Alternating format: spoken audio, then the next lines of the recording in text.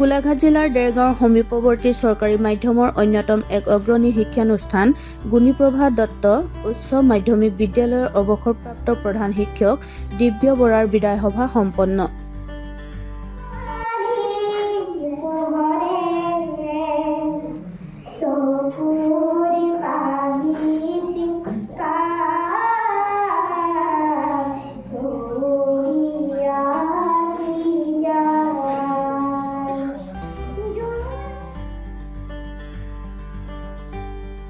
অৱসৰী শিক্ষক দিব্য বৰাই 2003 চনৰ 1 ছেপ্টেম্বৰৰ পৰা বিদ্যালয়খনত সেৱা আগবঢ়াই 2023 চনৰ আগষ্ট মাহৰ 1 তাৰিখৰ পৰা 2025 চনৰ 30 ছেপ্টেম্বৰলৈ প্ৰধান শিক্ষকৰ দায়িত্ব অতি নিষ্ঠাৰে পালন কৰি অৱসৰ গ্ৰহণ কৰে।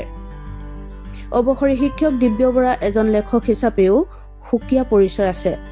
আজি এই বিদায় সভাত বিদ্যালয়ৰ শিক্ষক শিক্ষয়িত্ৰীৰ লগতে স্থানীয় ৰাইজ প্ৰাক্তন ছাত্ৰ ছাত্ৰীসকলেও সম্বৰ্ধনা জ্ঞাপন কৰে।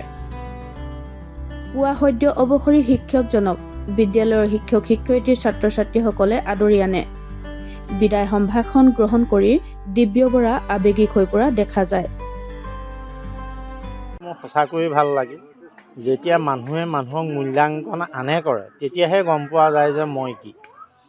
আজি মূল্যাংকনটো মোৰ ওপৰতে হৈছে। সকলোৱে কৈছে কি দিশত অৰিহণা দিলোঁ, বিদ্যালয়খনক কেনেকৈ জীপাল কৰি উঠাই আনিলোঁ। সেই কথাখিনি শুনি মই বৰ আনন্দিত যে প্ৰকৃততে মই সফল শিক্ষক হিচাপে সফল হৈছোঁ বুলি মই গৌৰৱ অনুভৱ কৰিছোঁ। মোৰ এই বিদ্যালয়ত চাকৰি জীৱন আৰম্ভ হৈছিল 2003 চনৰ 1 ছেপ্টেম্বৰৰ দিনা। মই ইয়াত আহি যোগদান কৰিছিলোঁ।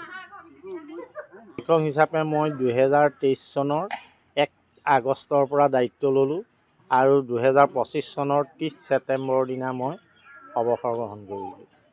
মই এতিয়া বিশেষকৈ লেখা মেলাতে মই বৰ্তি হৈয়ে আছোঁ।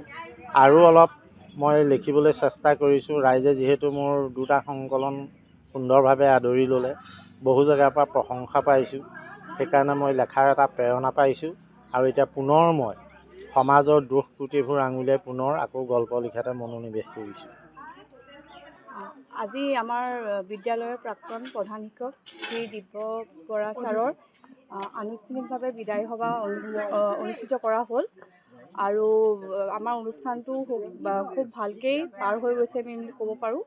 লগতে ছাৰৰ বিষয়ে ক'ব গ'লে ছাৰ এজন খুবেই সহজ সৰল ব্যক্তি আছিল আৰু লগতে তেওঁ খুব ধুনীয়াকৈ তেওঁৰ যিখিনি দায়িত্বভাৰ লৈছিল, কম সময়ৰ দায়িত্বভাৰ আছিল যদিও সেই 2.5 বছৰীয়া দায়িত্বভাৰৰ সময়ত তেওঁ কামখিনি খুব ধুনীয়াকৈ কৰিলে। আমাৰ বিদ্যালয়খনতো এটা খণ্ডৰি থৈ গ'ল। আমাৰ অলপমান খুব ভাল পৰিস্থিতি এটালৈ আমাক আগুৱাই থৈ গ'ল আৰু সেইবাবে মই ছাৰৰ কাৰণে সদায় ধন্যবাদ থাকিব মোৰ ফালৰ পৰা।